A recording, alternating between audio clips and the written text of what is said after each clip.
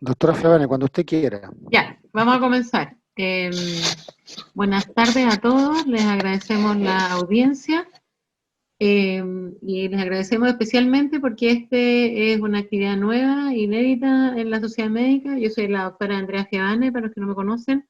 Eh, Soy internista, jefe de servicio del Hospital Orlando Trudó, del Servicio de Medicina, vicepresidenta de la sociedad médica. Y este año, en este año tan especial para todos los internistas especialmente, quisimos hacer una actividad diferente, novedosa, que es este tutorial de casos clínicos enfocado preferentemente a nuestros becados de medicina interna, a nuestra gente en formación. Es una serie de casos, de presentaciones con casos clínicos con distintas subespecialidades, en que nos hemos esforzado y espero que sea de su absoluto agrado. Tenemos el honor de comenzar nuestra primera presentación con el grupo de cardiología, que está liderado en esta ocasión además por el doctor Marcelo Yancaqueo, que es el presidente de la Sociedad Médica de Santiago. Así que, doctor Yancaqueo, suyo. Muchas gracias, doctora Fiavane. Como presidente de la Sociedad Médica de Santiago, le doy la bienvenida, digamos, a estos casos clínicos tutoriales que van a empezar por cardiología. La doctora Fiavane acaba de comentar, soy cardiólogo clínico. La sociedad médica le interesa la educación médica continua. Hay muchas formas de hacer educación y una de ellas es hacer la educación mediante casos clínicos, preguntándole a personas con mucha experiencia, colegas con mucha experiencia, de qué opinan de los casos de los pacientes o de cómo hacemos las cosas. Aquí es muy importante que esto se mantenga en el tiempo. Eh, Vamos a hacer 2 de cardiología este mes y después les vamos a dar el calendario de las otras actividades. Y la verdad es que nosotros estamos muy orgullosos de esto que ha estado liderando la doctora Fiavane, que nos parece una estupenda idea. El día de hoy el tema es insuficiencia cardíaca aguda o descompensada. Y para eso el doctor Luis Lazo, que ustedes lo ven ahí, ya es un internista que le gusta la cardiología y ha escogido un estupendo caso clínico que él nos va a presentar hoy día. Y voy a presentar a 2 grandes cardiólogos y excelentes internistas además, ya que tienen la mala suerte de ser amigos míos. Ya voy a presentar por orden alfabético primero al doctor Bustamante, ¿de acuerdo? El doctor Bustamante es eh, médico formado en la Universidad de Chile, el pregrado, hizo medicina interna y cardiología en el Hospital Clínico de la Universidad de Chile, ¿ya? Y él, sus primeras armas en la cardiología la hizo como cardiólogo intervencionista, del cual, por supuesto, tuvo mucho éxito, y después se dedicó a las imágenes cardíacas, fundamentalmente a la resonancia magnética, estuvo en México ya un buen tiempo aprendiendo esta imagen cardíaca. Como él es un excelente internista y es clínico, le gusta la clínica, ahora es nuestro flamante jefe de la unidad coronaria del Hospital Clínico de la Universidad de Chile. Así que, para que ustedes vean, tenemos mucha experiencia aquí. Sergio, muchas gracias por aceptar la invitación y vamos a ver ahora cómo nos desarrollamos. Por el otro lado tengo también un estupendo amigo que es Ricardo Larrea. El doctor Larrea estudiamos juntos, ¿ya? No tan juntos, pero juntos, ¿de acuerdo? Y Ricardo ya es un muy buen internista, es un estupendo cardiólogo dedicado a la ecografía cardíaca, que durante muchos años está liderando el equipo de cardiología clínica Dávila. Él también es un gran internista ya y cardiólogo clínico, además de ecografista. Y como ustedes comprenderán, liderar un grupo grande de cardiólogos no es fácil porque los cardiólogos no somos fáciles de domar, ¿de acuerdo? Pero Ricardo, digamos, tiene la destreza ya y la habilidad de generar bastante grupo y cohesión en los grupos. Entonces, sin más, ¿de acuerdo? Vamos a pedirle al doctor Lazo que empiece el caso y antes les voy a comentar que hay votaciones. La idea es que vamos a hacer algunas preguntas para ustedes, que ustedes voten, ya va a aparecer en la pantalla una votación, ustedes En algunas tienen más de una opción para votar, pueden elegir más de alguna alternativa. Y después, en relación a eso, vamos a ir viendo qué opinan nuestros expertos ya en este caso. También hay un chat donde pueden hacer preguntas. Vamos a intentar ya contestar la mayor cantidad de dudas posible. Y como este es el primero, quiero que nos perdonen si algo falla, pero como la autora Fiavani les comentó, esto es con la mejor de las intenciones. Así que, por favor, Luis, puedes empezar con este caso. Buenas tardes, gracias, doctor Yancaqueo. Me presento, soy Luis Lazo Calderón, médico internista del Hospital Barros Luco, y tengo el agrado de presentar este caso clínico para poder revisarlo hoy día. Vamos a comenzar. Partimos. Vamos a comenzar con los datos personales del paciente. Es un paciente de iniciales EM, de sexo masculino. Tiene 38 años este paciente, como ocupación es técnico en electromecánica. Él ingresó al servicio de medicina del hospital el día 22 de julio. Vive con su madre, cuenta con los servicios básicos de infraestructura sanitaria y como antecedentes en la anamnesis remota, prácticamente cuando uno conversaba con el paciente no refería antecedentes médicos en sí, pero algo importante dentro de los hábitos es que él es un consumidor de cocaína. Refiere que aproximadamente consume cocaína entre 2 a 3 ocasiones por semana, y esto lo viene haciendo aproximadamente hace 8 años, luego de una separación con su pareja. También consume marihuana. La marihuana consume de forma más seguida, casi todos los días, y esto lo consume aproximadamente desde los 20 años. Tabaquismo activo, 2 a 3 cigarrillos al día, igual desde los 20 años, y como antecedente también importante, alérgico a la penicilina. El paciente acusado con varias hospitalizaciones durante los últimos 4 meses. La primera de ellas fue el 12 de mayo, del 12 al 25 de mayo, en el cual él consultó por un compromiso de estado general, cefalea y fiebre en el servicio de urgencia, en el cual se le tomó una PCR para COVID, la cual resultó positiva.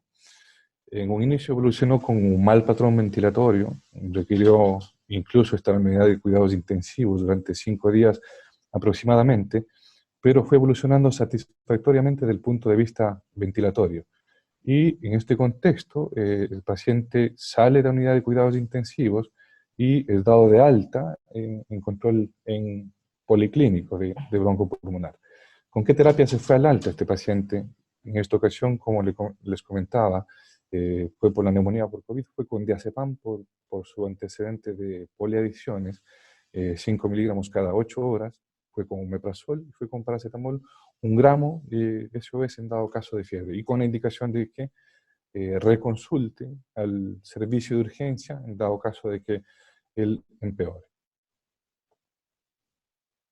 Esta es la primera radiografía del paciente, que fue el 12 de mayo, en la cual les presento. Me gustaría ver si es que alguien va a ver la radiografía. Doctor Yancaqueo.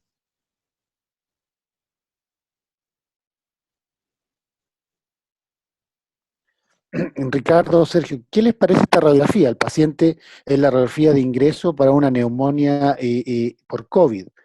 ¿Qué les parece? ¿Tiene alguna comentario al respecto? Hola, buenas tardes. Gracias por la invitación, primero que nada.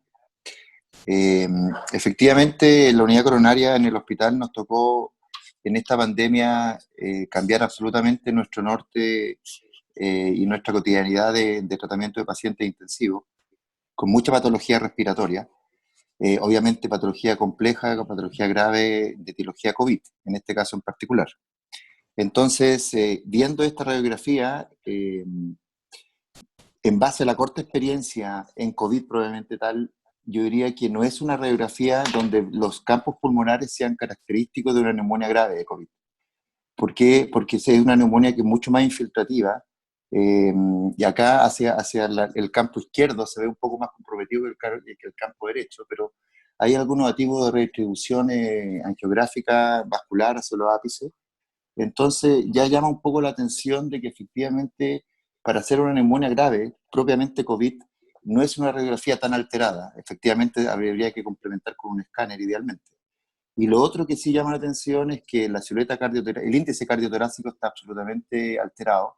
Ya se ve que hay una cardiomegalia con redondez de los bordes de la silueta cardíaca y un poco pronunciado el arco de la pulmonar. Entonces, es una radiografía que para un individuo de 38 años sobra la cardiomegalia inicialmente, y para hacer una neumonía grave en ventilación mecánica, o sea, una neumonía grave COVID, que a mí me llama la atención en cierto aspecto, no sé si comentarlo ahora, pero en la presentación hasta ahora dice que el paciente estuvo 5 días en ventilación mecánica y tuvo una hospitalización en promedio de 12 días. Eso de lo que nosotros hemos visto para una neumonía grave de COVID es absolutamente inhabitual. Una neumonía grave por COVID, más allá de estar en prono y cosas así, puede tener primero que nada, una imagenología pulmonar pegada en el tiempo, y estar 5 días en ventilación mecánica para haber llegado a eso de etiología inflamatoria de esta neumonía viral es bastante acotado. Entonces, llama la atención, que yo pondría un poco en duda la magnitud o si solamente es de etiología infeccioso viral por el patrón temporal de comportamiento. Gracias, Sergio. Ricardo, ¿algún comentario? Está sin micrófono, Ricardo. Una pregunta del caso clínico. Se menciona que ha tenido varias hospitalizaciones previas, pero no menciona cuál fue la razón de las hospitalizaciones, con qué diagnósticos iba consultando recurrentemente, porque me imagino que no era COVID las 4 hospitalizaciones previas que están mencionadas aquí. No, doctor, perdón. Esta es la primera hospitalización que el paciente tiene.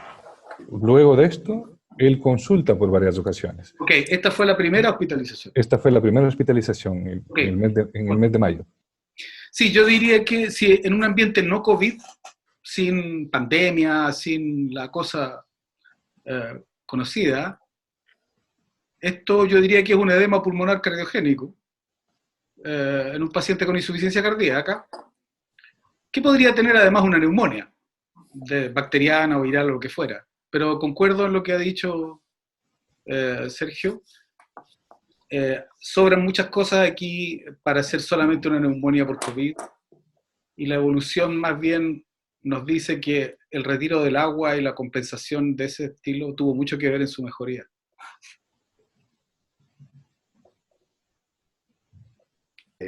Gracias, Ricardo. Luis, ¿puede? Ya. Bueno, posteriormente, efectivamente, al paciente se le tomó más imágenes y algunos exámenes que los voy a mostrar a continuación.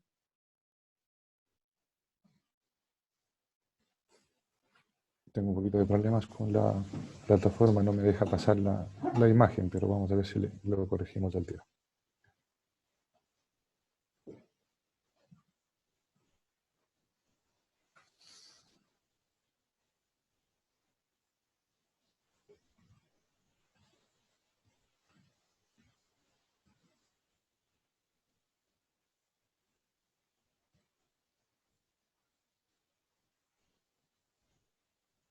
Ya. Perdón. Este es efectivamente, después de esta radiografía se tomó este escáner, en el cual les voy a mostrar desde la parte superior, los ápices hasta las bases, para ver qué opinan ustedes en cuanto al hallazgo de este escáner. Este era un angiotac de tórax.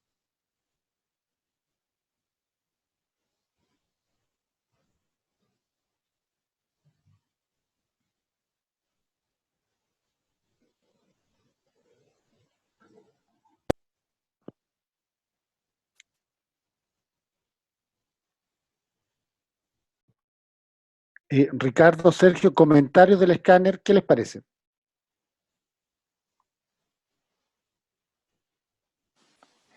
Bueno, efectivamente la sensibilidad de esta técnica con respecto a la radiografía de tórax da mucha más información. Hay un compromiso fundamentalmente hacia las bases, mirando los hemicampos pulmonares entre apicales y basales, por así decirlo, que, que se acentúa en los tercios inferiores. Hay más compromiso del campo izquierdo que el de derecho. Pero, por ejemplo, en esta parte, efectivamente, se ve compromiso en la fisura, o sea, hay compromiso hídrico en la fisura, y el vidrio enmerilado, efectivamente, que empieza a verse con este predominio hacia los hemicampos inferiores, eh, puede ser una mezcla, efectivamente, de los hallazgos de COVID, pero que es parte del vidrio enmerilado, pero hay poco compromiso subpleural. Que es parte un poco del patrón radiológico que hemos aprendido de la neumonía por COVID. Y hay una concentración más compromiso de la cisura, que eso sí que es inhabitual para el COVID. Entonces, hay una suerte de mezcla, sin ser experto obviamente, pero hay una mezcla de patrones, por así decirlo. No es un patrón COVID puro, pero tampoco es un patrón congestivo puro. Me impresiona como una mezcla en ambas cosas. Ricardo, ¿qué te parece el escáner? Muestra someramente la silueta cardiovascular de otra manera. ¿Qué te parece el corazón? Visto así, no es un angiotac cardíaco, pero ¿qué te parece el corazón? Tiene una cardiomegalia que aparentemente afecta todas las cámaras cardíacas. Y hay un aumento del volumen de los vasos sanguíneos pulmonares. Yo creo que es una cardiomegalia global y podría tener algo de derrame. Ok. Luis, sigamos. Entonces, perdón, este es el informe del día 13, en el cual nos dice que el examen sin evidencia de TEP, hallazgos consistentes con neumonía COVID, aunque otros procesos como neumonía por influenza, neumonía organizativa, toxicidad por drogas, o enfermedad del tejido conectivo pueden dar un patrón de similares características. Y lo que ya impresiona en este angiotac es que hay una cardiomegalia moderada. La segunda consulta a la pregunta que me hacía el doctor, como les comentaba, fue la primera hospitalización que tuvo el paciente, y después de eso consultó por 2 ocasiones más en el servicio de urgencia. La segunda consulta fue el día 30 de mayo y consultó por disnea, dolor torácico y expectoración hemoptoica. Signos vitales estables en esa ocasión: una presión arterial de 126/86 con una frecuencia cardíaca de 72 por minuto, saturando límite el paciente un 88% y con una frecuencia respiratoria de 18. No estaba taquipnéico en esa ocasión. Fue evaluado en el servicio de urgencia y como aparentemente había pasado este cuadro reciente de COVID, lo dieron de alta con indicación de que el paciente se hidrate, de que esté en su casa y que tome algún analgésico, paracetamol en dado caso de que tenga alguna molestia. El paciente va a su casa y el día 23 del 6 consulta nuevamente por persistencia de la disnea, pero a esto se suma ya un edema que llega hasta la región abdominal y persistía el dolor torácico. Se describe a su llegada también al servicio de urgencia que el paciente aparentemente había estado ya congestivo y llega hipotenso, llega con una presión arterial de 98/87, taquicárdico con 101 latidos por minuto de frecuencia cardíaca, respirando a 24 por minuto y con una saturación normal. Aquí hay algunas preguntas para ir resolviendo el caso.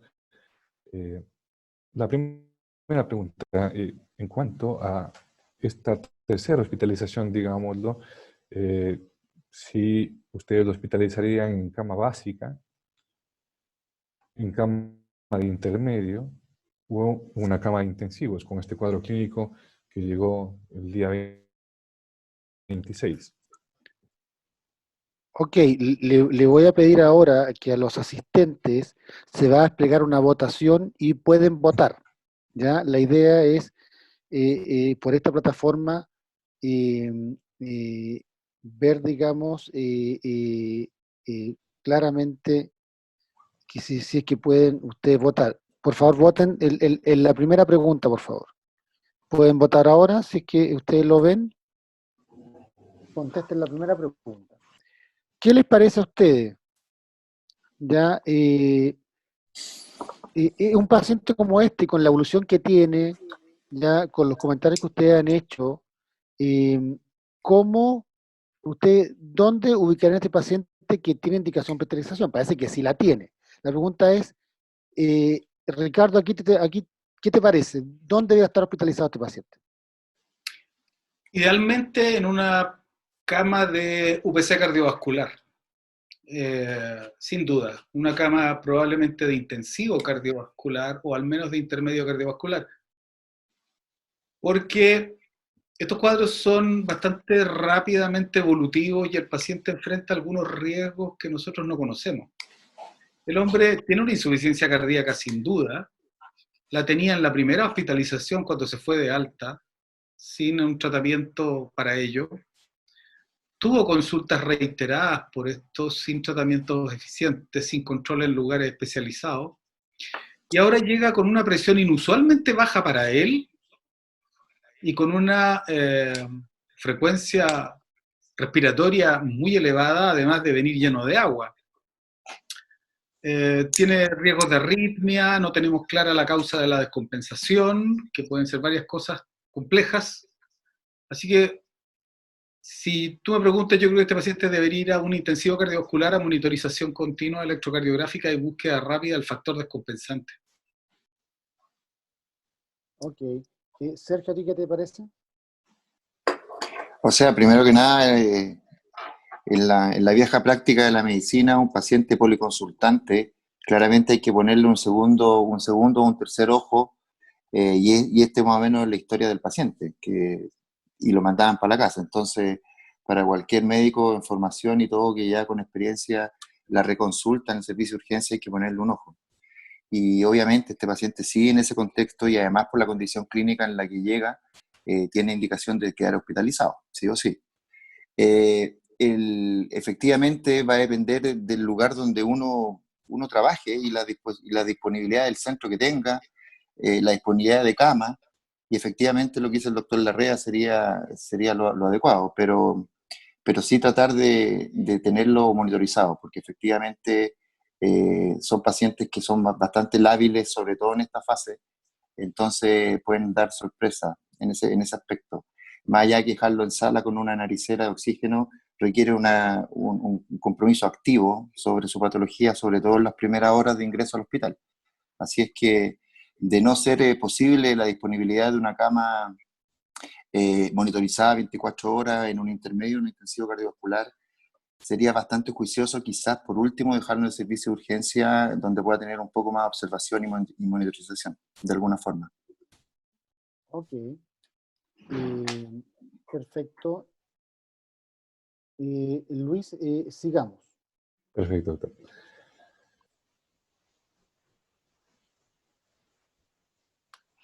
La pregunta 2, en cuanto a la hipótesis diagnóstica, que ya lo habían planteado hace un instante. ¿A ustedes les parece que esta neumonía es una neumonía, perdón, que este cuadro clínico es una neumonía con insuficiencia respiratoria? ¿Es una insuficiencia cardíaca?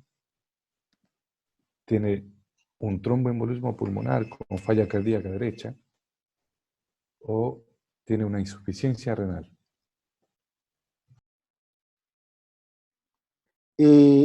Muchachos, ¿qué les parece? ¿Qué tiene el paciente? Porque el paciente puede tener de todo.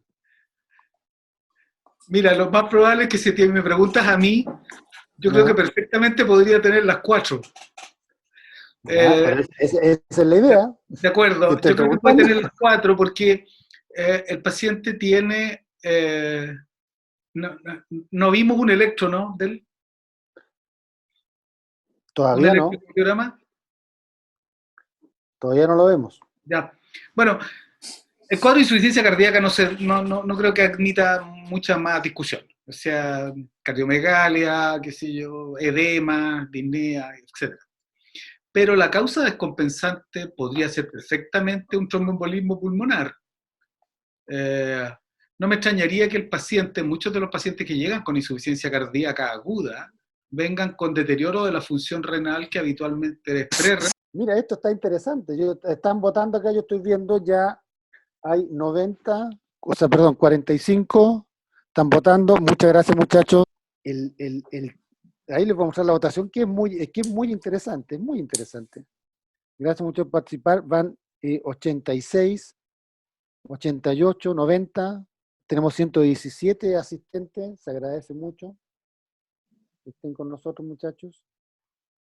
Esto es muy interesante.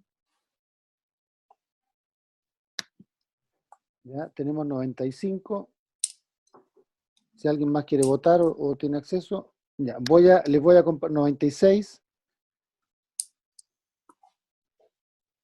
Les voy a compartir, digamos, los resultados. A ver si que ustedes lo pueden ver. Denme un segundo. Espero que lo puedan ver.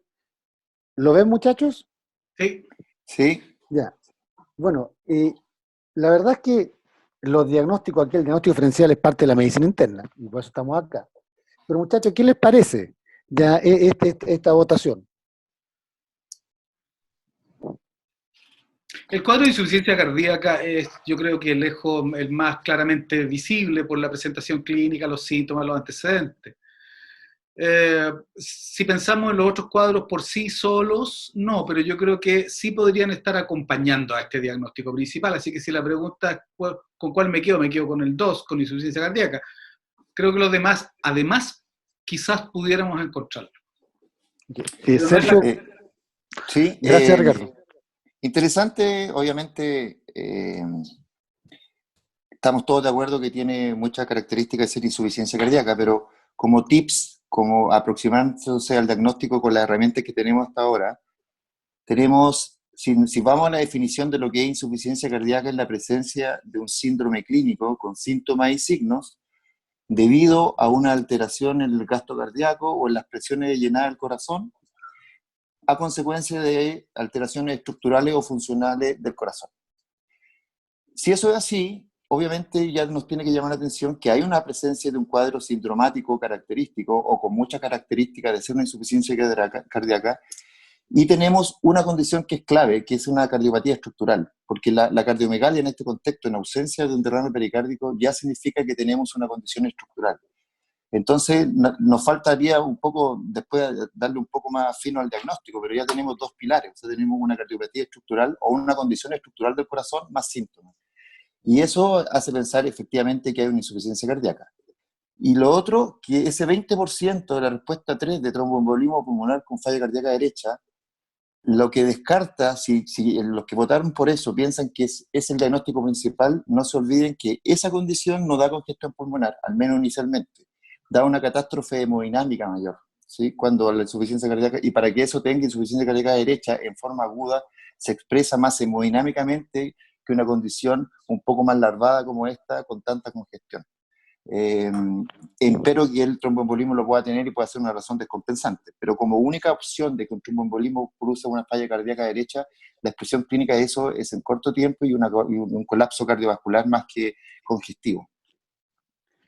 Ok, pero tenemos claro, digamos, que parece que estamos más firmes en el diagnóstico de falla cardíaca y cualquiera de las otras tres opciones pueden descompensar una falla cardíaca. ¿Ok? Perfecto. Luis, por favor, continúa porque esto se está poniendo interesante. Perfecto. El electrocardiograma que habían solicitado. Perfecto, Luis. A ver, Ricardo, cuénteme, ¿qué le parece este electrocardiograma en este contexto? Tenemos un paciente que no se había hospitalizado nunca, que parece que no le pasaba nada, ya vivía la vida un poco entre alegre y triste, digamos, pero el paciente tiene esto. ¿Qué te parece el electrocardiograma?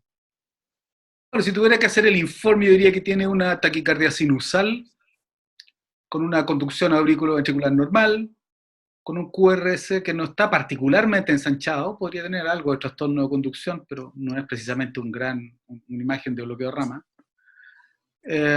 Llama la atención el eje eléctrico, claramente, porque es un eje eléctrico que está desviado a la derecha. Y eso está como un poco fuera de lo que uno esperaría habitualmente en este contexto.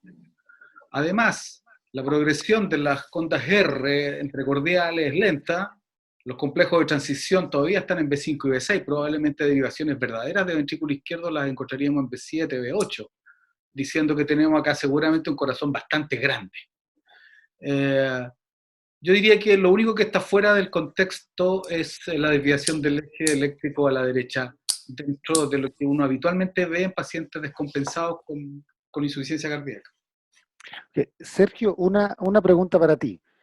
Tenemos a esta descripción del electrocardiograma. ¿Qué dirías tú? Que en este cuadro clínico que se desarrolla tan agudamente como falla cardíaca, ¿tú dirías que ese corazón, ese electro es de una patología cardíaca crónica o hiperaguda? ¿Qué dirías tú? O sea, por lo que aquí anoté, entre que se fue de alta la primera hospitalización y esta después tuvo consulta intercurrente, pero esta es su segunda hospitalización después de un mes. Entonces, es subaguda, por así decirlo, la presentación. Pero efectivamente nos habla de dos cosas. Es inhabitual el hemibloqueo izquierdo posterior, que lo más probable es poco frecuente. Es muy frecuente ver un hemibloqueo izquierdo anterior, que puede ser una condición normal en la población incluso. No tan así el hemibloqueo izquierdo posterior, como dice el doctor Larrea. Y efectivamente, la taquicardia sinusal habla un poco de la condición actual, pero para ponerle que está más en el contexto temporal del agudo que el subagudo, que todavía tengo un QRS angosto por un lado y no está en fibrilación auricular. Es decir, en el continuo cardiovascular de una enfermedad como esta, el electrocardiograma también va haciendo expresión de cómo se va degenerando el corazón. Y después empiezan a haber bloqueos de rama, ensanchamiento del QRS o aparición de la fibrilación auricular. Y en base a eso, yo diría que efectivamente puede ser un estadio inicial de esta enfermedad. Ok. Luis, por favor, sigamos. Perfecto. El día 23 del 6, el paciente se toma una segunda radiografía. Esta radiografía es la que tenemos acá en pantalla para que la puedan revisar. Sigamos, Luis. Los exámenes de laboratorio. Esto fue el día 23 de junio, en el cual tenemos aquí los exámenes más importantes, por ejemplo, la creatinina. Él tiene una creatinina de 1.12, no contábamos con una creatinina previa, un BUN de 45, un sodio de 124 causando una hiponatremia, el potasio y el cloro, el potasio especialmente dentro del rango normal, una LDH de 388, un ácido úrico de 12.2, se le tomó troponina, las troponinas de 32, el corte hasta 50, si es que estaba dentro de normal. Lo que sí destaca dentro de los exámenes es que estaba con una hiperbilirubinemia, con una bilirrubina total de 3.2 y una directa de 2.8. La GOT y la GPT un poco altas también, la fosfatasa alcalina igual, las proteínas casi dentro del rango normal, no había leucocitosis ni leucopenia, tampoco había una anemia importante y las plaquetas dentro del rango normal. Gracias, Luis. Dinos, Luis, disculpa. Sí, lo que iba a mencionar es que lo que cabe destacar acá es la hiponatremia con esa disfunción renal que aparentemente el paciente comenzó a presentar. Ok. Sergio, ¿qué te parece? Tenemos el electro, la radiografía tórax, que la pasamos rápidamente, teníamos una previa, y en el conjunto con este laboratorio, ¿en qué estamos ahora? ¿Cómo vemos a este paciente? Bueno, no, con respecto a la pregunta, descartamos que no es una insuficiencia renal en estadio terminal que esté presentándose, así que lo sacamos como parte de la ecuación inicial de la aproximación diagnóstica. Y nos acercamos a, efectivamente, no olvidar el contexto que lo más probable es que sea una insuficiencia cardíaca, y bajo el laboratorio inicial nos está sirviendo. No tenemos nada todavía que sea la certificación diagnóstica, pero sí elementos pronósticos, como la presencia de hiponatremia al ingreso, y ese patrón hepático que puede hablar perfectamente de un estadio de congestión, porque una elevación de transaminasa de 3 veces, un poco de bilirrubina directa, no es un patrón hepatítico en absolutamente, y se ve estas pequeñas alteraciones en lo que es la congestión hepática, mirado desde el punto de vista del laboratorio. Y la troponina baja nos tranquiliza en cierta medida, porque también puede ser un marcador dentro de las insuficiencias cardíacas, sobre todo que se aguda o que están muy descompensadas. Pero bajo el sistema, si todavía no le podemos poner el sello a qué tipo de insuficiencia cardíaca es, porque la insuficiencia cardíaca es un diagnóstico sintomático inicialmente, y eso estamos todos de acuerdo que la tiene. Después de eso hay que ponerle a qué familia de insuficiencia cardíaca pertenece, pero lo más probable es que con esa cardiomegalia pertenezca a la familia con disfunción sistólica. Y si ese es el escenario, la hiponatremia de ingreso ya es un marcador de condición avanzada y que tiene un pronóstico un poquito distinto, si no la tuviese. Gracias, Sergio. Luis, sigue con la siguiente.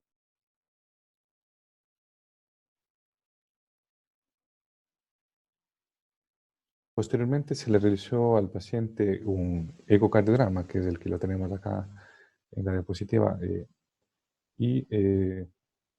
disculpen las imágenes, no las pude capturar de forma muy adecuada, pero se ve bastante bien, digamos, las ventanas.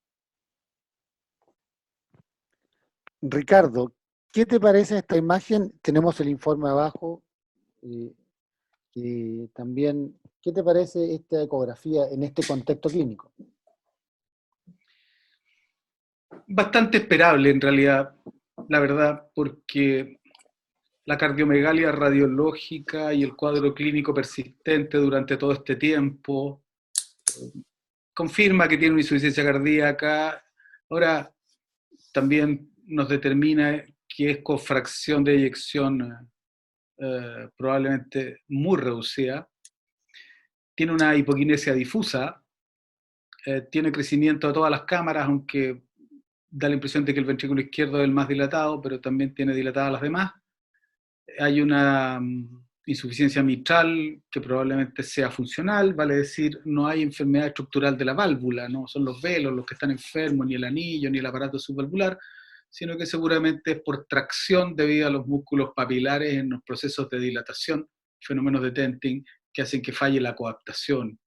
La insuficiencia mitral funcional es bastante frecuente en los corazones dilatados y le agrega un problema al tratamiento, y además, cuando son más severas, nos falsea el gasto cardíaco, puesto que al 25% de fracción de eyección que yo estoy mirando, tenemos que restarle que el cambio fraccional del tamaño no es solo gasto anterógrado, sino que hay un porcentaje que se devuelve a la aurícula, y por lo tanto el gasto efectivo real es más bajo de lo que uno podría anticipar.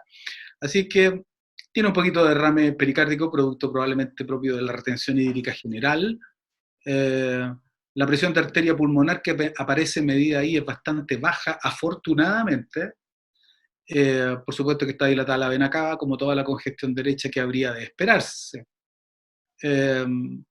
Si bien se describe la dilatación de cavidad derecha, el TAPSE, que es uno de los medidores que se utiliza para la función sistólica del ventrículo derecho, es una medición de la excursión del anillo tricuspideo, como ustedes saben.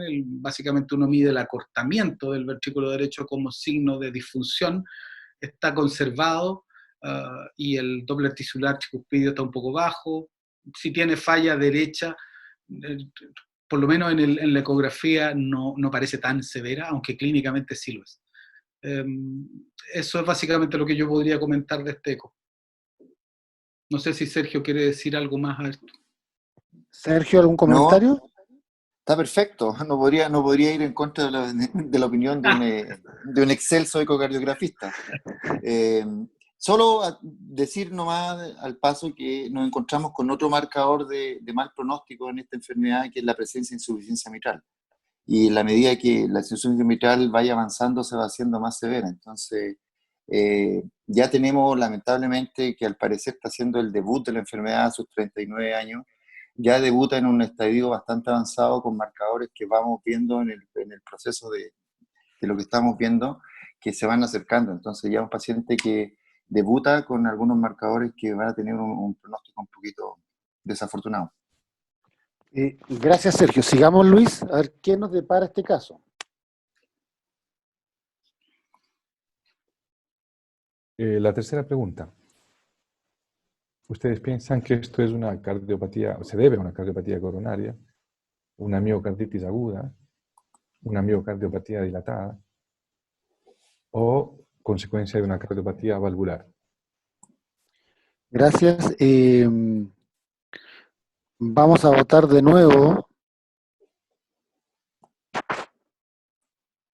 ¿De acuerdo? Ahí están, son 4 alternativas. Y ahí está la votación. Oh, ahora está mejor que antes. Me rehabilité. El próximo tutorial va a ser perfecto, no se preocupe, estamos aprendiendo. Tenemos 54, 60 votaciones.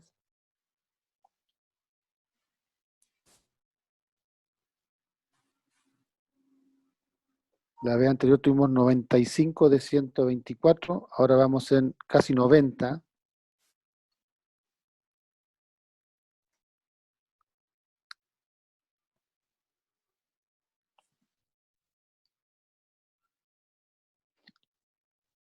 Tenemos 95.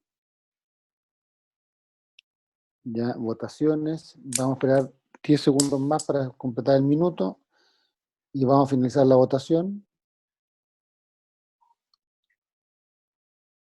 Ok.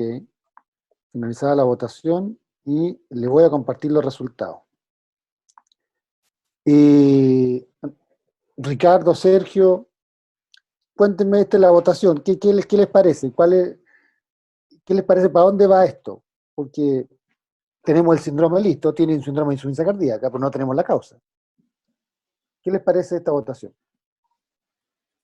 Me parece bastante concordante con lo que estamos conversando, pero todavía ese 12% de miocarditis aguda me mete un poco de bulla. Primero que nada porque lo único que tenemos para miocarditis aguda en este contexto, aguda me refiero, es que si recuerdo mal, el paciente tuvo o refirió dolor torácico en algún momento de su historia. Pero lo que va en contra de eso es que ya tenía una dilatación en su primera hospitalización, o sea, ya tenía una cardiomegalia. Y segundo, que su electrocardiograma de ingreso no tiene ningún trastorno de repolarización que nos hiciese pensar quizás en un diagnóstico de ese tipo. Y tercero, los biomarcadores eran normales al ingreso. Entonces, si bien la miocarditis es un evento clínico un poco complejo de llegar al diagnóstico, clínicamente uno puede tener una aproximación, que en este caso no da mucho para plantearla como evento inicial. Y categóricamente es una insuficiencia cardíaca. Sí, yo quisiera agregar que si bien tiene insuficiencia mitral, evidentemente que esta no es la causa, es una consecuencia de la dilatación cardíaca. No es la etiología del daño cardíaco crónico de largo aliento. Respecto a la cardiopatía coronaria, es difícil que se nos presente con una disfunción difusa. Es cierto que a veces la vemos cuando las enfermedades coronarias son severas y afectan al tronco y los 3 vasos, provocando isquemias de grandes territorios, pero eso es muy poco frecuente de ver en un paciente que además no ha sido la angina lo más dominante de la historia, no tiene biomarcadores y tampoco aparecen zonas de secuelas necróticas en el electro. Igual está dentro de las causas a descartar en fallas cardíacas que no tenemos el origen. Este hombre tiene algunos factores de riesgo de sus hábitos que son complejos desde el punto de vista de la cardiología. La cocaína tiene múltiples formas de afectar el corazón en forma crónica. Entonces, yo creo que todo está más dado claramente para la miocardiopatía dilatada. Okay. Gracias, Ricardo. Luis. Sí, seguimos. Sigamos. La pregunta 4.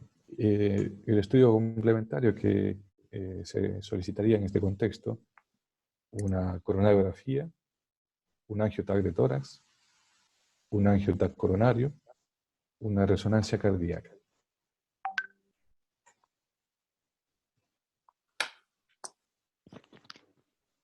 ¿Pueden votar, muchachos?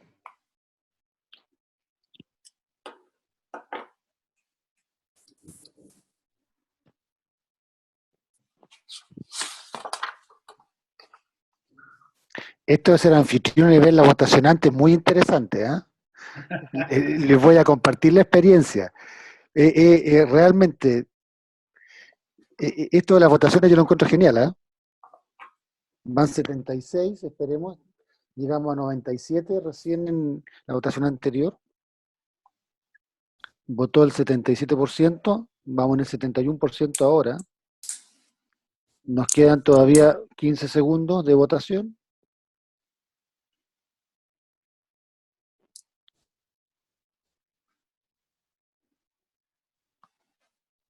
Vamos en el 78%, vamos aumentando cada vez la participación, igual se agradece. 1 minuto, finalizada la votación, se las voy a compartir y a ver,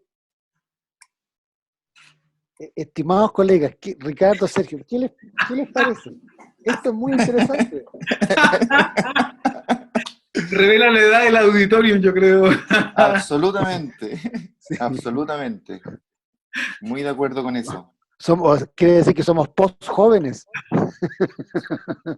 Muchachos, por favor, esto es muy interesante. Sí, es muy interesante. Es muy interesante por varias cosas, porque primero, efectivamente, cuando uno se enfrenta a la insuficiencia cardíaca en su primer diagnóstico, que más o menos este subgrupo de pacientes, está absolutamente recomendado hacer el mayor esfuerzo para llegar a la etiología. Y como lo dijo el doctor Larrea, en cardiología de adultos al menos tenemos que diferenciar dos grandes grupos, sobre todo cuando hay afección de la función ventricular, el que tiene origen isquémico y el que no tiene origen isquémico, como dos grandes separaciones. Y frente a esa pregunta, cuando estamos recién enfrentando la etiología del paciente, es más válida que nunca. Pero sobre todo hay que tener, por otro lado, la condición de la probabilidad preprueba, por así decirlo, de que realmente sea una etiología isquémica. Y como bien decía Ricardo, para llegar a una condición de debut como insuficiencia cardíaca de cardiopatía coronaria, tiene que ser una cardiopatía coronaria de largo aliento, con mucho compromiso proximal, con compromiso isquémico masivo del corazón, como para que condición, en ausencia de infarto durante la historia natural de la enfermedad, que sea su condición de debut. Y ese paciente tiene 38 años sin factores duros de ateromatosis. Quizás el tabaco y la cocaína puede hacer una ateromatosis acelerada, pero yo no diría que por mucho que tuviese esa condición va a tener un árbol coronario tan enfermo para que debute como insuficiencia cardíaca. Dicho eso, en general, efectivamente nosotros venimos del mundo donde la aproximación a la etiología era anatómica o funcional. Y anatómico resulta mucho más fácil, en la cierta medida, y según donde uno trabaje, sale mucho más fácil pedir una coronariografía o actualmente una angiotomografía que una resonancia magnética. Pero efectivamente yo soy hincha de la resonancia magnética y efectivamente si uno tiene la posibilidad de hacerla, sobre todo en este setting de paciente, es un examen que cobra mucha fuerza porque nos da mucha información, mucha información. Primero que nada, que no se hace en todos los lugares, pero tenemos una aproximación anatómica y funcional a través de este examen. La aproximación anatómica va a ser la dilatación de cavidades, la motilidad en las cavidades y el comportamiento que pueda tener los vicios valvulares, la cuantificación de la función ventricular, que va a ser un estándar dentro de lo actual. Entonces, ya con la pura aproximación anatómica que nos da la resonancia, podemos ver el remodelado cardíaco. Después, si le preguntamos a la resonancia, la etiología también, en los pocos lugares donde se hace resonancia funcional, o sea, resonancia de estrés, tiene una sensibilidad y especificidad bastante buena para tener un valor predictivo negativo en el sentido de descartar isquemia significativa. Entonces, y en tercer lugar, la distribución del gadolinio o las respuestas que da el gadolinio a esta enfermedad en particular te puede caracterizar esta enfermedad haciendo patrones no isquémicos o patrones isquémicos. Entonces, si llegamos a tener una resonancia con un remodelado ventricular tipo miocardiopatía dilatada, con un estrés negativo y con además el comportamiento de un patrón del gadolinio en esta enfermedad, primero que nada se certifica el diagnóstico sin hacer más cosas y tienes por otro lado una estructura de datos pronósticos que significan necesariamente quizás en el corto plazo determinar conductas diferentes a lo que sea solo farmacológico, me refiero. Ricardo, ¿qué te parece la respuesta? Difícil congeniar una respuesta técnica con una filosófica, porque aquí estamos asistiendo a un cambio de la forma de hacer los estudios con respecto a lo que hacíamos históricamente. Cuando uno compara una coronariografía con una resonancia magnética, si nosotros hiciéramos abstracción de la disponibilidad, ¿cierto? Si tuviéramos la misma disponibilidad de resonadores y de pabellones de hemodinamia para hacer estos estudios, la verdad es que la resonancia tiene varias cosas a favor. Es bastante menos invasora, no tenemos que romper una arteria, no tenemos que subir catéteres, No no tenemos irradia. que estar por el medio contraste.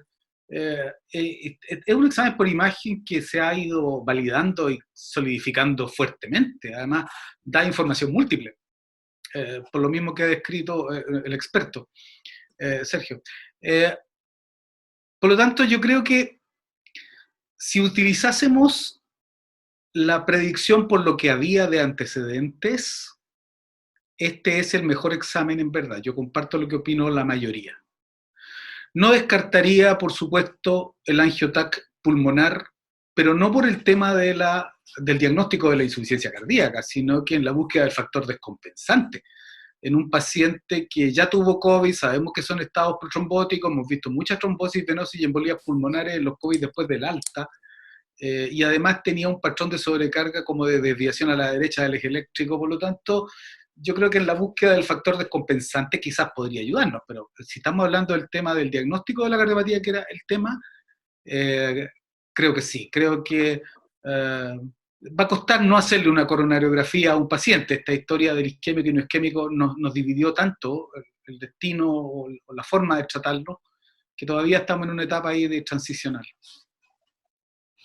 Pero ojo que ya hay trabajo en curso que están dando una aproximación a este subgrupo de pacientes que insuficiencia cardíaca de primer diagnóstico, insuficiencia cardíaca con fracción de eyección reducida primer diagnóstico, sería para ser más correcto, de una aproximación funcional antes que anatómica. Y quizás en su globalidad sea hasta más costo eficiente hacerlo de un examen amplio como la resonancia en la medida, insisto, que se cuente con ella. A lo mejor sale hasta más costo efectivo, porque te da mucha más información. Ok, sigamos, Luis. Muy interesante.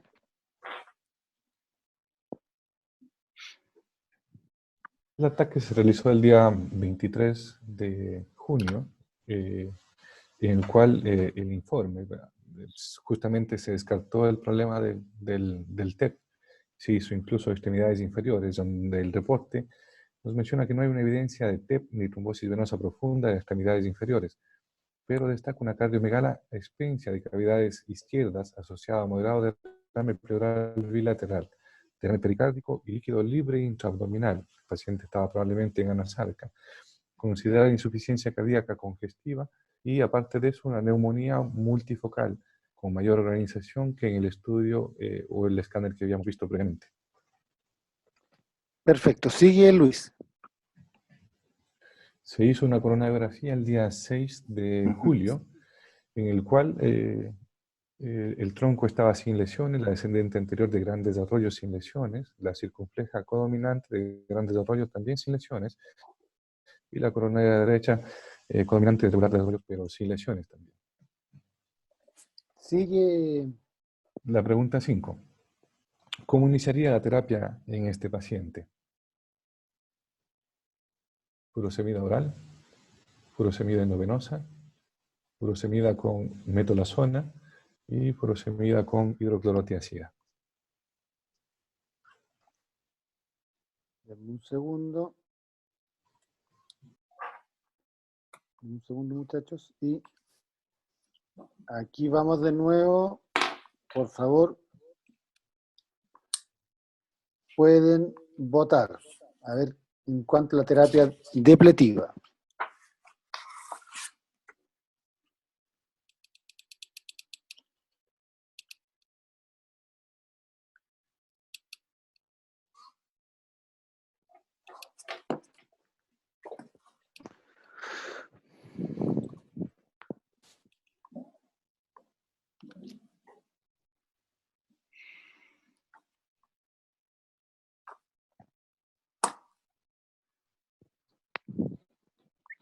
Nos quedan 10 segundos para terminar la votación.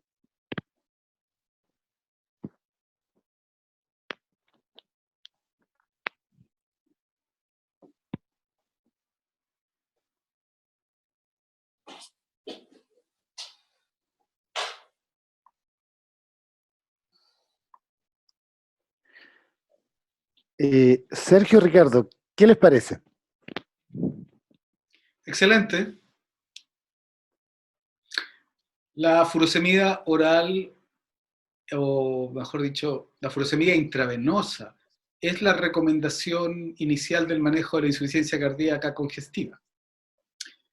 Es el pilar del tratamiento y tiene recomendaciones de tipo 1 en las guías. La furosemida oral va a tener absorción lenta, va a tener absorción irregular, necesitamos otro nivel de acción, y hay que ver siempre cuál es la respuesta antes de utilizar asociaciones diuréticas. La furosemida se inicia sola, se escala en su dosis y en algún momento por falta de respuesta uno puede considerar bloquear otros sectores de la nefrona para producir el efecto. No es como de primera línea partir con asociaciones, y por supuesto que la furosemida oral tiene otra biodisponibilidad. En el paciente sí tiene una connotación el uso del diurético, y es que llegó hiponatrémico. Por lo tanto, la vigilancia que habitualmente se tiene con los diuréticos aquí se tiene que extremar en cuanto a presión arterial, balance hídrico, electrolitos plasmáticos, ¿no es cierto?, y función renal. Sergio. Absolutamente de acuerdo. O sea, que la audiencia haya puesto el acceso endovenoso de los fármacos en la fase aguda de descompensación es lo que hay que hacer, la vía endovenosa. Con respecto a que efectivamente, y la furosemida es el pilar en esto, con respecto a la asociación de diuréticos, yo ahí tengo un poco mi opinión. ¿En qué sentido? Más allá de lo que podemos hacer o lo que estamos en la unidad discutiendo cómo hacerlo. Por ejemplo, no está claro cuándo tú vas a definir si tuvo respuesta o no tuvo respuesta. Lo vas a definir a las 24 horas, a las 48 horas, a las 72 horas, como puede ser algún trial o te vas siguiendo con eso, por un lado. Dos, tampoco en los grupos está tan claro el manejo diurético muy individualizado, y debería ser un poco más protocolizado, porque las preguntas como esta, ¿cuándo yo voy a poner una línea temporal para saber si voy bien o voy mal? Punto uno. Para saber si voy bien o voy mal, ¿me fijo en la disnea simplemente o me fijo en otras condiciones, me fijo en la pérdida de peso y varias otras cosas que pueden ser un poco nuestros objetivos primarios? Entonces, si nuestro objetivo primario, como ha sido un poco lo que ha dominado la literatura de diuréticos de insuficiencia cardíaca aguda, es la liberación de síntomas, y que ese es el pilar en cierta medida, si yo logro hacerlo en menos días, quizás con un débito urinario mayor, más allá de la discusión de dosis alta o dosis baja de furosemida, si yo logro con furosemida como monoterapia en 5 días y logro con asociación relativamente precoz en 3 días, creo que ya es una ganancia tanto para la condición del paciente, por un lado, y dos, si es que estamos en centros de alto volumen donde efectivamente importa de una u otra forma los días de estabilización y el descalonamiento de camas complejas. En ese sentido, yo soy un poquito más partidario de entrar con bloqueos tubulares antes de lo que efectivamente se puede leer por ahí en las recomendaciones después de 72 horas o después de 4 días de tratamiento. Sobre todo en los pacientes que ya son usuarios de furosemida, o sea, o son usuarios de diurético antes de esta descompensación, que no es este caso, porque este caso es un paciente virgen al tratamiento y quizás la respuesta a la furosemida como monoterapia sea bastante buena, que es bastante independiente de paciente en paciente. Pero sobre todo en los pacientes que ya son usuarios, independiente que esté en la fase o no de refractario a los diuréticos, yo me inclino un poco en la práctica de usar asociaciones con tiacídicos. Nosotros no tenemos hidrocorticosidad endovenosa en el país, así que nosotros tenemos nuestra segunda asociación es con metolazona en el hospital. Ricardo, hay una pregunta. En infusión continua en bolus, ¿y qué dosis usarías tú? La dosis inicial. Respuesta corta. El estudio DOSE hizo esa investigación. Lo ideal parece ser, después de haber revisado todo eso, la infusión continua con bolo de carga. Porque parece que esa es la mejor. Y bueno, la dosis tiene que ser ajustada para 24 horas, de acuerdo a la respuesta, pero en general no deberíamos sobrepasar los 240 a 300 miligramos en 24 horas de furosemida. Ok, gracias Ricardo. Sigamos, Luis. Pregunta 6. ¿Cómo iniciar la terapia? Con IECA o ARA2, beta bloqueo, antagonistas de los receptores de aldosterona, nitratos e hidralacina.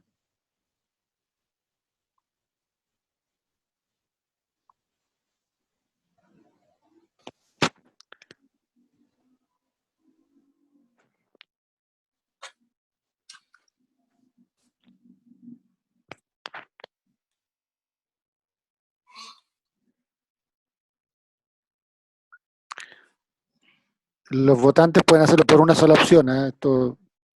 El próximo webinar voy a corregir eso. Ya, pero para salir del problema.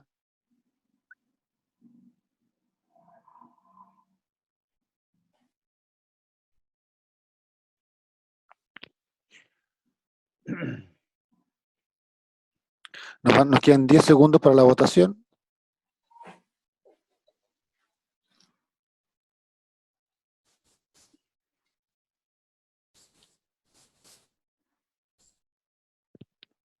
Ya estamos casi en 77%. La voy a finalizar y se las voy a mostrar. Ricardo, Sergio, ¿qué les parece? ¿Cómo uno inicia el tratamiento en un paciente como este? Esta pregunta tiene un dato importante, y es que la alternativa 6, drogas vasoactivas, se separa claramente de las demás en el sentido de que estamos en otro escenario. Las drogas vasoactivas son como lo que se utiliza en el paciente con falla cardíaca que llega con alteración importante de los signos vitales, con signos de bajo gasto, y a veces eso no es fácil de determinar con precisión. Se pone como condición 90 de sistólica para decir que por debajo de eso, en general, el paciente está entrando en un shock, más asociado sobre todo a signos de bajo gasto, falla oliguria, elevación de la transaminasa y signos cutáneos, palidez, en fin. Pero hay un terreno en el que es difícil saber eso. En otros pacientes no. Cuando uno separa a los pacientes de insuficiencia cardíaca aguda respecto a la situación en la que llegan, la inmensa mayoría de ellos llega con los signos vitales normales y con signos de congestión y retención de hídrico. 60%, tranquilamente 70%. Y ahí no cabe duda que con los puros diuréticos alcanza. El grupo que llega hipertenso, porque la causa fue una emergencia hipertensiva, una disección, lo que sea, eso hay que darle vasodilatadores sin ninguna duda también. La presión arterial, por lo tanto, se vuelve un parámetro muy importante para decidir cómo iniciamos la terapia. Yo creo que en este paciente, además de los diuréticos, si tuviéramos que empezar un remedio, yo le empezaría IECA o ARA2 en dosis muy baja, vigilándole la presión arterial, pero estaría muy atento a la evolución que tiene, porque está muy cerca, según la evolución, de poder necesitar a lo mejor una droga vasoactiva por vía venosa. Okay. Sergio. Sí, un poco en la misma línea. Asumamos que dentro de todos los perfiles etiológicos y fenotípicos, perdón, de esta enfermedad al inicio, la mayoría de las veces llega con el patrón bien perfundido y húmedo, ¿sí? Tibio y húmedo. De ahí se nos marca el enfrentamiento, como dice el doctor Larrea, de que efectivamente el caliente húmedo puede llegar hipertenso, normotenso o hipotenso. No necesariamente hipoperfundido. El nivel de presión arterial en este contexto no significa hipoperfusión. Hay que ir a buscar y demostrar la hipoperfusión. Entonces no hay que asumir que la hipotensión es una hipoperfusión. Es una limitante efectivamente para el tratamiento, pero en sí mismo no es necesariamente que lleguen hipoperfundidos. Dicho eso, el escenario efectivamente donde necesariamente tienen que entrar los diuréticos con vasodilatadores son los pacientes hipertensos. E inclusive tienen sinergia entre ellos y el pronóstico mejora si lo uso juntos.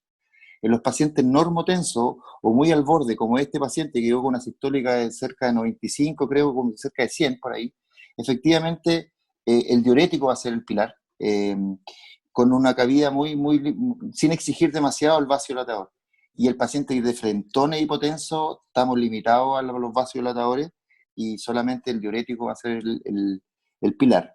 Y una vez que hemos superado un poco la suerte de la disnea, fundamentalmente, con o sin hipoxemia, por ejemplo, y la mecánica ventilatoria que puede tener el paciente, que eso pueden ser los primeros 2 a 3 días, efectivamente ahí viene el pensamiento de con qué seguimos cuando descalonamos de lo endovenoso a lo oral, que viene un poco con esta pregunta. Y en ese momento, efectivamente, las preguntas, como dijo Marcelo, podrían haber sido varias, pensando que ese paciente se va a tener que ir para la casa. Y al irse para la casa, actualmente está súper reconocido, lo que tenemos que tratar de evitar es la ventana temporal que están expuestos a descompensarse. Y efectivamente, que es posterior al alta. Y dicho de esa forma, es mejor, y está absolutamente comprobado que es mejor partir el tratamiento en el hospital que hacerlo en forma ambulatoria. Y por eso, efectivamente, está recomendado intentar partir con un IECA hora 2 en el hospital a dosis baja. Yo le dejaría sí o sí la aldosterona, aunque no es en el contexto clásico de las recomendaciones, pero sí está demostrado que la aldosterona partida mejor, y además no tiene ninguna alteración con la hemodinamia. Y los nitrito de hidralacina no lo contemplo porque primero hay que considerar la tolerancia y la titulación de los IECA hora 2. Y los beta bloqueadores también hay una evidencia que podríamos partirlo en la misma lógica en el setting intrahospitalario a dosis menores porque mejora la adherencia en el seguimiento. Gracias, sigamos, Luis, estamos muy al tiempo. Ricardo, dale. Sí, un puro punto sobre los beta bloqueadores. Como el paciente puede venir con una fracción de eyección muy baja y puede venir con... y en ese setting los beta bloqueadores se han cuestionado, los estudios que revisan el inicio de beta bloqueador en la hospitalización en general sugieren que ojalá lo partamos con el paciente euvolémico. Así es. Mientras el paciente esté con una gran cantidad de congestión, quizás es preferible rechazarlo. Ahora, si el paciente ya venía tomando de antes, porque es un crónico descompensado, lo ideal sería bajarle la dosis a la mitad y no suspenderlo para después no tener que retitular. Y así esa precaución con beta bloqueo, no sé si será una buena idea partirlo el primero o el segundo día. Yo creo que está más bien marcado por la descongestión. Okay. Luis, sigamos. Dentro de la evolución, importante la evolución del día 7 de junio, el paciente inició efectivamente tratamiento con losartán 25 miligramos de espironolactona 12.5. Furosemida oral se dio en esta ocasión y se mantuvo con tendencia a la hipotensión, pero con perfusión adecuada, como mencionaba el doctor. A las 48 horas se agregó atenolol, 12.5 cada 12 horas. Y posteriormente el paciente se compensó, no de manera eficaz, pero a la alta se fue con una presión todavía hipotenso, 86-68, saturando adecuadamente, con una frecuencia cardíaca en 74, frecuencia respiratoria bien, y se fue sin fiebre. No se menciona que haya tenido alguna descompensación en otro sentido. Tuvo disminución de los edemas de forma importante, las yugulares planas, aún con crépitos basales en el examen físico se menciona, sin soplos al auscultarlo, y no se cuenta con un registro de peso. Y la terapia al alta con la que se fue el paciente, una restricción hídrica, régimen sin sal. Posteriormente fue cambiado este atenolol por carvedilol 6.25 cada 12 horas, se comenzó a dejar enalapril en dosis bajitas, 2.5 miligramos cada 12, furosemida se mantuvo y se agregó espironolactona. Ricardo, muy breve, porque el tiempo nos está alcanzando. Tenemos la terapia. Pregunta, ¿cuándo controlas tú a este paciente? ¿En qué momento? Máximo a los 7 días. Okay. ¿Y qué es lo que vas a revisar en esos 7 días, al 7º día? Le voy a preguntar cómo se siente, le voy a preguntar cuántos kilos pesa desde el momento en que salió, que llegue a su casa, se pese y que me diga cuánto ha bajado o ha subido en los 5 días que lleva afuera, cuánto se cansa, cómo se siente. Luego le voy a tomar la presión arterial y el pulso y voy a revisar si está o no está congestivo. Y con eso voy a determinar el ajuste de los fármacos. Perfecto. Luis, sigamos.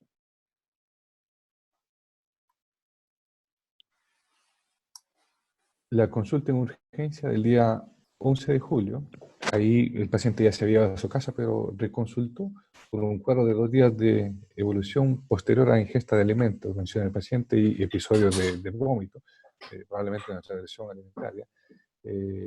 Hubo una disminución importante del volumen urinario, edema de extremidades inferiores, de forma ascendente hasta región infracondyle bilateral.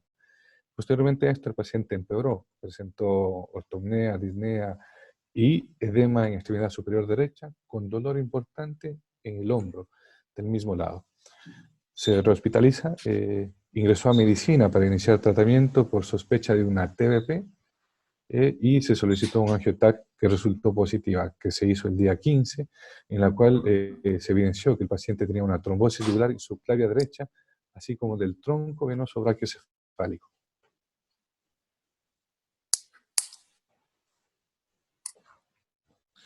Se le hizo también una cardioresonancia. Esta cardioresonancia la había mencionado antes, en el cual se reporta que tiene una miocardiopatía dilatada con severa disfunción sistólica biventricular, una fracción de eyección del 22% y con una fracción de eyección del ventrículo derecho del 26%, y focos de fibrosis mesocárdica en el septo interventricular. Sus características morfológicas sugieren una etiología idiopática con una insuficiencia mitral funcional Carpenter tipo 1, visualmente severa, con leve derrame pericárdico y moderado derrame pleural bilateral y fenómenos atelectásicos en ambas bases. Esa es la resonancia que está en su imagen a la derecha. Sigamos, Luis. Fue evaluado el paciente por el equipo de cardiología, prueba al alta, y como le había comentado anteriormente, se cambió el atenolol por el carbidol, se ajustó la terapia ablativa y ECA dosis bajas, y el paciente por este fenómeno de una trombosis brachiocefálica tuvo que iniciar anticoagulación, que posteriormente se hizo un traslado a TACO y fue dado de alta el día 21, bajo cuidado de hospitalización domiciliaria. El paciente se fue a su domicilio, pero lamentablemente, este es el tratamiento con el que fue, lo habíamos mencionado ya, me faltó mencionar el diazepam y la quetiapina por su antecedente de polielección, y el paciente se vuelve a rehospitalizar. Como les comenté, se encontraba bajo hospitalización domiciliaria, y hospitalización domiciliaria decidió llevarlo al servicio de urgencia en menos de 24 horas, posterior al alta, que fue el día 22. Tuvo un cuadro de 10 horas caracterizado por progresión de la disnea basal hasta hacerse de reposo. Llegó al paciente lúcido, hipotenso, 86-60, taquicárdico con una frecuencia de 116, la frecuencia respiratoria de 22, saturando 98%, pálido, y en esta ocasión lo que se menciona en el servicio de urgencia es que aparentemente había llegado sin edemas. Exámenes de laboratorio que se tomaron, traté de ponerlos por días. Destaca, por ejemplo, que el día 22 que había ingresado el paciente, la creatinina estaba en 0.51, la creatinina normal, que llegó como pic máximo aproximadamente el día 2 o el día 5 del 0.8, que subió hasta 1.25. Y lo que destaca también en este paciente es que ingresó con una importante hiponatremia y una hipercalemia de 6.4 el día 22, que posteriormente se fue corrigiendo. Efectivamente, las pruebas hepáticas ingresaron altas, como mencionaba el doctor, en el contexto probablemente de una congestión hepática, que también con el transcurso de los días fueron mejorando hasta el día 2 que prácticamente están casi ya dentro de lo normal. No se ve que haya una anemia importante, por lo menos se ha mantenido la hemoglobina y el hematocrito dentro de lo aceptable, digámoslo así. No ha habido tampoco trastornos en cuanto al INR, excepto el día 5, en el cual ya el paciente comenzó a hacer su traslape a taco y llegó a nivel terapéutico en esa ocasión. Es una mezcla de gases entre venosos y arteriales que pude rescatar, pero el paciente no tenía mayor conflicto en cuanto a su gasometría. Se tomó un ProBNP el día 5, en el cual estaba en 13.711, y un dímero D que se había tomado antes en 4.141. Se hizo otros estudios, aparte de eso, se pidió serología viral para virus de hepatitis B, C y VIH, los cuales resultaron negativos. Se pidió también Chagas, que también resultó negativo, como antecedente que no le pude colocar acá. Doctor Yangaqueo, no sé si algún comentario. Sigamos porque esto se pone interesante, déle nomás. Porque... ¿Cuál fue la evolución? Evolucionó con falla renal e hipotensión, con requerimientos de drogas vasoactivas. Partió con noradrenalina 0.05 microgramos por kilo, y se le agregó dobutamina, su función renal, como lo habíamos visto, de forma progresiva, y se corrigió también la hipercalemia, permanece con tendencia a la hipotensión y se controla nuevamente con un angiotac de tórax el día 22, en el cual se descarta que tenga un TEP.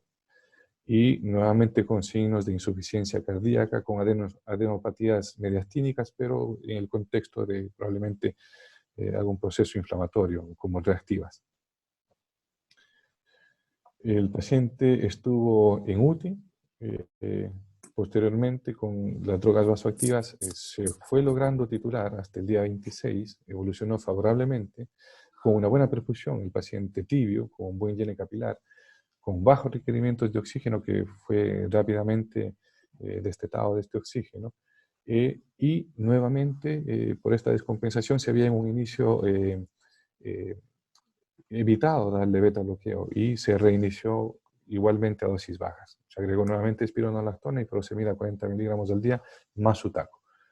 Actualmente está en tratamiento con apoyo psiquiátrico por la dependencia, ya que es un paciente joven, 38 años, que uno podría ofrecerle algún otro tipo de terapia. ¿Qué más le podemos ofrecer a este paciente? Hasta ahí, Luis. Muchachos, ¿qué les parece primero la evolución de este paciente? Se hospitaliza, se estudia, se inicia el tratamiento, está 5 días en su casa, se hospitaliza de nuevo, se manda para la casa de nuevo, al día siguiente se hospitaliza, y tenemos un paciente que todavía está hospitalizado y que requirió droga vasoactiva. ¿Qué les parece esto?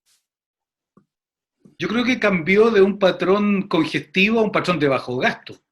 Es evidente que el paciente no tenía ningún edema, lo encontraron pálido y sin embargo tiene un hematocrito como de 40, estaba más hipotenso, estaba iniciando falla renal, a veces la elevación de las enzimas hepáticas no solo son por congestión, a veces también son isquémicas. Yo creo que cambió ese patrón porque en algún momento cruzamos la curva de congestión diuréticos quizá, pero yo creo que eso es un bajo gasto distinto de la primera llegada. Y de hecho salió con una combinación de inótropo y vasopresores. Sergio. Bueno, uno no elige los pacientes, como dice mi querido doctor Yangaqueo. Efectivamente, este es un caso complejo porque reúne las cosas que uno no quiere tener. Siguiendo un poco con la línea de lo que respecta a individualización de paciente a paciente, en este paciente en particular es el fenotipo de paciente donde tienen presiones intrínsecamente bajas y que efectivamente, lamentablemente, se correlacionan con peor pronóstico. ¿Por qué? Porque yo sé que no van a ser capaces de llegar a las dosis de fármaco que están demostrados en beneficio. Por ende, van a quedar fuera de cualquier beneficio de titulación de fármacos en el largo plazo.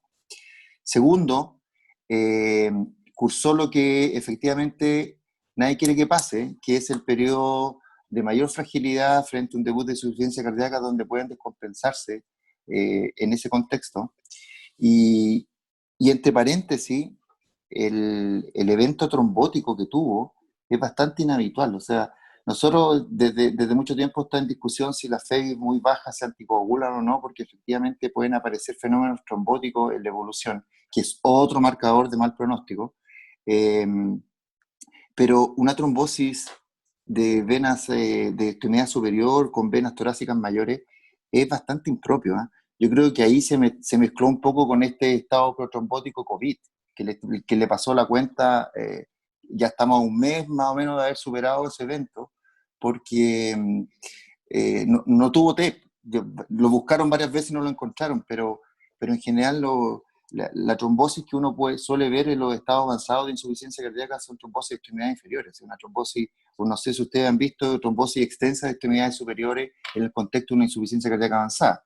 Yo creo que ahí se mezclan un poco las cosas y es un sitio inhabitual, al menos, que quizás levanto la teoría de que pueda tener un efecto protrombótico COVID que se esté un poco mezclando en ese contexto.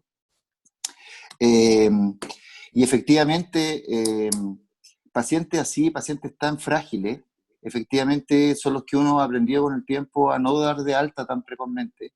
El mejor universo, como les decía delante, es el paciente congestivo hipertenso, porque ese tiene techo terapéutico para empezar con droga en forma más o menos segura. El paciente normotenso o tendiendo a la hipotensión basal es un paciente más complejo, donde efectivamente pueden estar más expuestos a esta fase de descompensación propia de la enfermedad. Y además, inclusivamente pudo haber cursado con lo que en la literatura se describe como empeoramiento de la insuficiencia cardíaca, que es un subgrupo especial de 10-15%, no más que eso, que efectivamente durante el tratamiento tienen un veranito de San Juan, por así decirlo, con alivio de síntomas, pero que después, sin cambiar ninguna conducta, empiezan a deteriorarse. ¿Por qué? Porque a lo mejor nos pasamos para el otro lado con la terapia inicial, son muy lábiles al diurético intenso inicial, tienen una reserva cardiovascular límite, entonces efectivamente estos pacientes que de entrada son lábiles están expuestos a que efectivamente les pueda pasar todo lo que este paciente nos ha enseñado que le pasó. Y pudo haber hecho un periodo de empeoramiento de su insuficiencia cardíaca descrito en un subgrupo especial que también es de mal pronóstico. Entonces, su edad, que es lo que más a uno le molesta, porque es un individuo demasiado joven con una enfermedad demasiado grave. Ricardo, ¿qué te parece? Tenemos ahí evidentemente una muy mala evolución. El paciente, uno se pregunta, esto lo venía desde antes y la patología COVID descompensó todo esto con lo que nosotros sabemos, ¿ya? ¿Y qué opciones tenemos? Es un paciente que ha evolucionado muy mal. Tiene 4 hospitalizaciones, 3 hospitalizaciones por falla cardíaca, que son prácticamente una hospitalización. Él nunca se terminó de mejorar. ¿Qué te parece? Y lo que están estas opciones, ¿tomaría alguna de ellas? ¿Qué esperarías? ¿Cómo lo valorarías tú?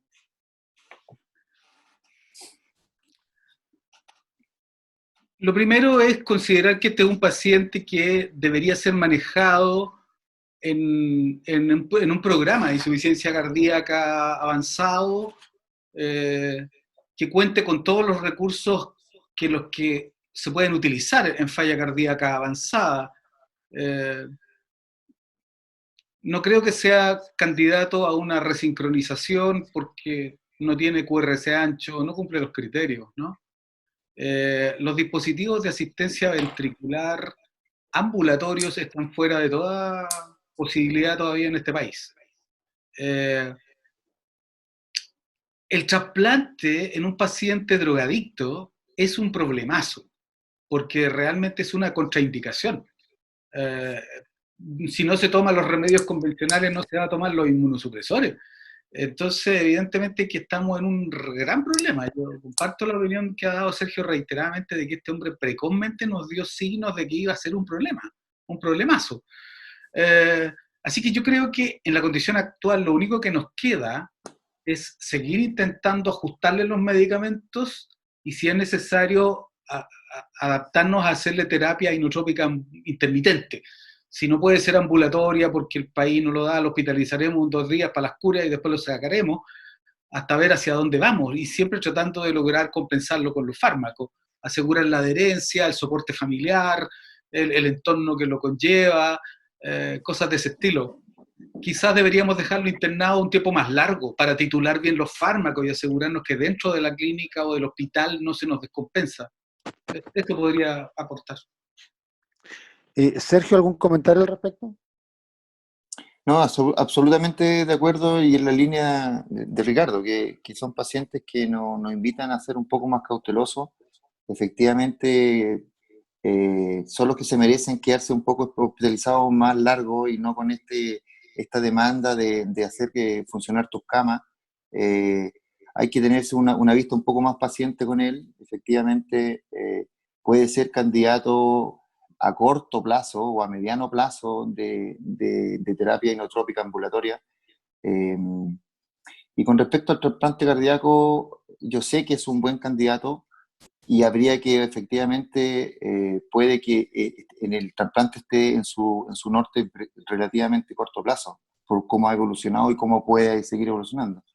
Y ahí es donde efectivamente vale la intervención psiquiátrica y de redes sociales, porque en el fondo la condición de drogadicción puede ser muy relacionada, no hay que estigmatizarlo ciertamente, porque todo individuo tiene oportunidad de cambiar su conducta en el tiempo, sobre todo si responden a un fenómeno de reacción emocional. Y frente a esta enfermedad, hay que tenderle la mano y hacer efectivamente un tratamiento multidisciplinario con apoyo psicológico full, que es un poco lo que dice el doctor Larrea de lo que significa tener un centro de tratamiento de insuficiencia cardíaca que efectivamente tiene experiencia, utiliza condiciones complejas, pero además consta de un equipo multidisciplinario, con rehabilitación, con kinesiólogo y con psicólogo. Muchas gracias. Hemos estado 90 minutos acá. Este es un caso muy interesante. Luis, muchas gracias por la presentación. Ya, es un caso desafiante para cualquier equipo de cardiología y cualquier equipo de medicina interna. Ha presentado múltiples complicaciones y, como ustedes bien dijeron, Ricardo y Sergio, es el paciente que uno no le gustaría tener porque es un problema desde el inicio. Sergio, muchas gracias por tus comentarios y por tu participación, estamos muy agradecidos. Ricardo, lo mismo, estamos muy agradecidos para ambos. Doctora Fiavane, muchas gracias por esta oportunidad. Las cosas que hayan salido no bien ahora, trataremos de mejorarlas para el próximo 26, ¿de acuerdo? Y quedan 2 preguntas que quiero que contesten antes de que cerremos, ¿de acuerdo? Perdón, pero los muchachos quieren, un colega pregunta, ¿y el DAI? Una cosa, y segundo, alguien colocó el comentario pareciera ser que esta es una insuficiencia cardíaca que fue el COVID que la terminó de llevar al despedañer, a la quebrada. ¿Qué creen ustedes? Son 2 preguntas muy cortas para terminar. Bueno, la del DAI se la dejo a Sergio porque realmente hoy día estamos tratando de separar la isquémicos de los no isquémicos y ahí el área de imágenes tiene harto que contarnos a ese respecto. Respecto al paciente que nos dio el COVID, es difícil saber, es muy difícil. El paciente parecería que venía con su insuficiencia cardíaca, con su cardiopatía dilatada de antes, y que el COVID fue una circunstancia. Claro, también llama la atención que a partir de esa infección ha pasado hospitalizado, ¿no?, con la insuficiencia cardíaca que no se resuelve. Encontrar marcadores que nos aseguren que hubo daño cardíaco por COVID no es fácil. Hay estudios de resonancia justamente que muestran que el compromiso cardiovascular en COVID es bastante más grande de lo que uno pensaba, porque no todos son sintomáticos, no todos dan los marcadores. Entonces, es difícil responder esa pregunta para mí, la verdad. Okay. Sergio. Bueno, obviamente el COVID es una circunstancia nueva que nos va a entregar información, y nos está entregando información poco a poco, efectivamente, pero de lo que sí sabemos hasta ahora es que como lo describió la resonancia, describía que tenía un patrón que le pone mesocardio, pero en el fondo la miocardiopatía dilatada idiopática tiene un patrón relativamente característico, que es infiltrado intramiocárdico del septum, y él lo tenía. Entonces, en ese sentido, se comporta más a lo que conocemos y no a lo que desconocemos en el sentido de cómo se comporta el COVID y resonancia, que son todos patrones no isquémicos, ciertamente, pero todavía demasiado heterogéneos para poder clasificarlo mejor. Pero por lo que estaba la descripción de la resonancia, pareciera ser un patrón más o menos característico de una miocardiopatía dilatada idiopática. Y con respecto a lo mismo, efectivamente la terapia de DAI es mucho más eficiente cuando la etiología es isquémica, sobre todo con cicatrices e infarto, que la etiología no isquémica. Y este pareciera ser, y ya sabemos porque tiene coronaria normal y este patrón característico que finalmente es una insuficiencia cardíaca con fracción de eyección reducida, no isquémica, que corresponde a una miocardiopatía dilatada idiopática, donde el DAI no es tan evidente y tampoco sale mencionado un poco que la capacidad de la resonancia es medir la cantidad de fibrosis. Y con respecto a la proporción de la masa miocárdica medida, entonces a medida que la proporción de fibrosis aumenta con respecto a la masa, puede haber un quiebre entre 5 y 10% de fibrosis de la masa miocárdica que en algunas series pequeñas determinan mayor inactividad eléctrica y por ende se podrían beneficiar del implante de un DAI primario. Pero a ciencia cierta, este paciente, al menos de entrada, no es un candidato idóneo para el DAI como primera opción. Ok. Muchas gracias, ahora sí. Muy buenas noches. Estamos muy contentos por la participación de los asistentes, muy contentos como resultó el caso. Luis, de nuevo, muchas gracias. Sergio, Ricardo, muchas gracias. Muchas gracias por la Doctor invitación. Quintana, gracias por la oportunidad de empezar y espero que en 2 semanas más lo hagamos mejor que ahora. Gracias, ¿Ya? doctor. Gracias, Bueno, doctor. No, muchas gracias. gracias a ustedes.